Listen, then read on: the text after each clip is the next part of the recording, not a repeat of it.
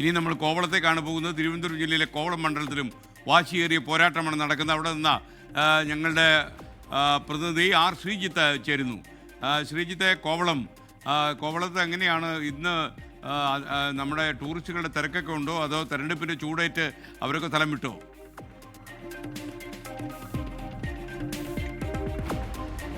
കോവളത്ത് വളരെ വാശിയേറിയ ഒരു തിരഞ്ഞെടുപ്പ് നടക്കുന്ന സ്ഥലമാണ്. കോവളം ടൂറിസം മേഖലയിലല്ല, നമ്മളിപ്പോൾ കോവളം മണ്ഡലത്തിലെ ചാവടി നടയിലാണ് ഉള്ളത്.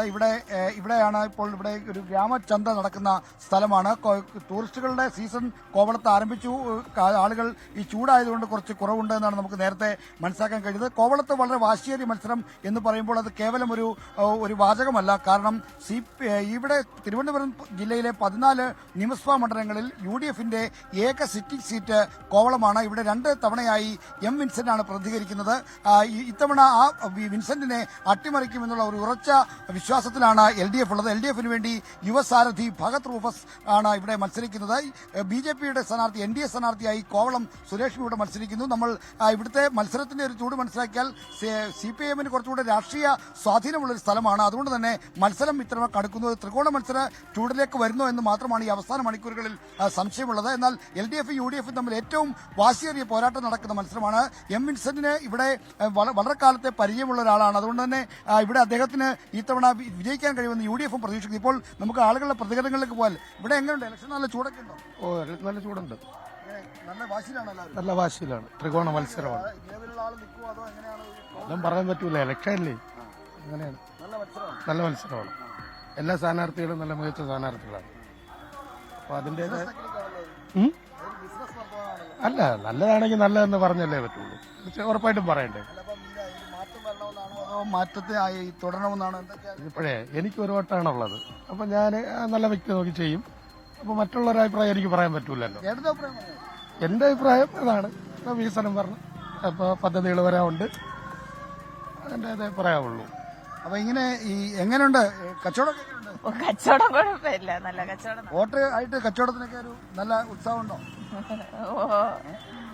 ഇവിടെ എങ്ങനെ ഇലക്ഷനൊക്കെ എങ്ങനെയുണ്ട്? അതൊന്നും എനിക്ക് പറയാറില്ല. വോട്ട് ചെയ്യോ? നമുക്ക് ഇവിടെ അല്ല വോട്ട്, നമുക്ക് നേറ്റിങ്ങനെയാണോ? ഓ, അത് ശരി. അപ്പൊ ഇവിടെ വന്ന് കച്ചവടം ചെയ്യുന്നതാണ് അല്ലേ? ഇവിടെ വിവിധ തരത്തിലുള്ള ആളുകൾ ഉണ്ട്. അപ്പോൾ നമുക്ക് ഇലക്ഷൻ എങ്ങനെയുണ്ട് ഇവിടെ? കുഴപ്പമില്ല, ഓക്കെയാണ്. മണ്ഡലക്കാരനാണോ? അതെ അതെ അതെ. മൊത്തത്തില് കുറച്ച് ടൈറ്റാണ്. പ്രധാന മത്സരം പിന്നെ വിൻസെന്റ് MLAയും പിന്നെ LDFന്റെ സ്വന്തം. മാറ്റം തീർച്ചയായിട്ടും മാറ്റം വരണം. കാരണം സംസ്ഥാനത്ത് മാറ്റത്തിന് വേണ്ടിയുള്ള വോട്ടറാണ്. എങ്ങനെയുണ്ട് ചേച്ചി ഇലക്ഷനൊക്കെ? ഇലക്ഷനൊക്കെ അങ്ങനെ പോണ്, കുഴപ്പമില്ല. വോട്ടറാണോ? ഇവിടത്തെ കോവളത്ത് തന്നെയാണോ? കോവളത്ത് തന്നെയാണ്. അപ്പൊ എങ്ങനെയാ, ഒരു മാറ്റത്തിനാണോ വോട്ട്, അതോ തുടർച്ചയ്ക്കാണോ വോട്ട്, അല്ലെങ്കിൽ മാറ്റത്തിനാണ്? മാറ്റത്തിന് വോട്ട് ചെയ്യണമെന്ന അഭിപ്രായക്കാരാണ് പൊതുവിലൂടെ നമ്മൾ കാണുന്നത്. മറ്റ് സ്ഥലങ്ങളിലേക്ക് പോയാൽ കോവളത്തെ ഒരു മത്സര ചൂട് LDF UDF തമ്മിലാണ് എന്നാണ് പൊതുവെ. ഇവിടുത്തെ മത്സരം എങ്ങനെയുണ്ട്? ആരൊക്കെ തമ്മിലാണ് പ്രധാന മത്സരം? UDFന്റെ പ്രവർത്തകനാണോ? ഇല്ല. UDF ജയിക്കണമെന്നാണ് പറയുന്നത്.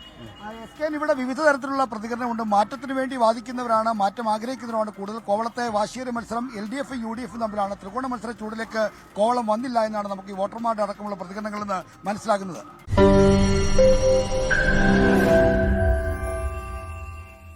ലോകത്തെവിടെയായാലും ഏത് സമയത്തും 24 വാർത്തകളും ഓഗ്മെന്റഡ് റിയാലിറ്റി പാക്കേജുകളും എക്സ്പ്ലെയിനറുകളും വിശദമായി കാണാൻ ഞങ്ങളുടെ YouTube ചാനൽ നിങ്ങൾക്ക് സബ്സ്ക്രൈബ് ചെയ്യാം.